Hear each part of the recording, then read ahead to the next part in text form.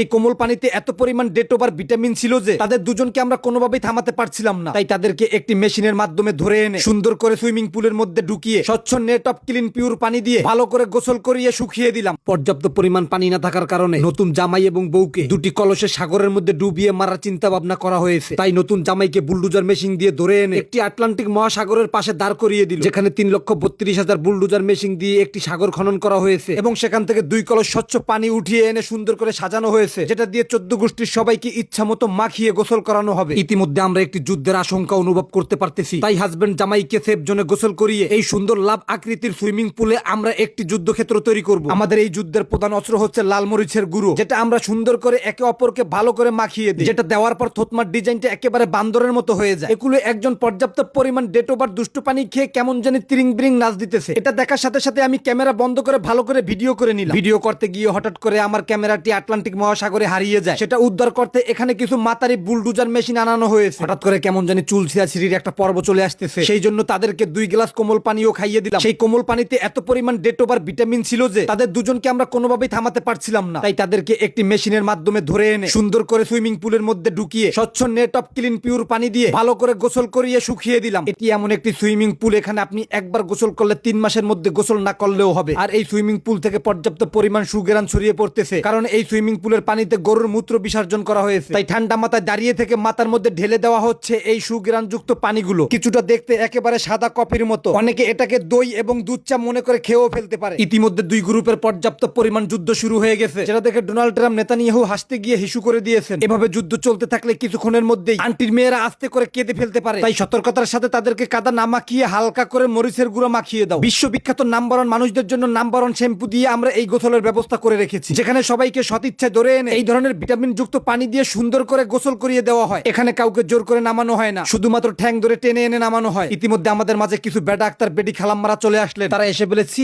দুষ্টু পোলাপান তোমরা এগুলি কি করে, দূরে যাও দূরে যাও, সরো সরো সরো, disgusting your road your method, কি অবস্থা, হারে গোমা গো, হাই হাই কাম সারছে গুষ্টি মারছে বেটা, করো কি আহা করো কি আয়, এই রকমের মাহাজোয়া মাইনসে করে আয় বেটা। ছোট মানুষ নতুন গেঞ্জিটা পড়ছে, তোরা এই রকমের আরো কোলে করি আইনা যদি এরকম ডাইলে দহে লইবে, দূর দু হাইরিয়া গেলা গোসল টোসল করিয়া নতুন গেঞ্জিটা গাই দিয়ে আইলাম। এই হালার আইন্দার মাইন্দারটা কামটা করলে কি মোর লগে, what is this your disgusting your unconcern পোলাপান। খালি একসের কিছুক্ষণ পর পর আমাকে ওই কাদা মারে, এই পানি মারে। এই বন্ধু এই বান্ধবী, তুমি আমার এই হাতটা একটু সুন্দর করে কলসের পানি দিয়ে ধৌত করে দাও তো।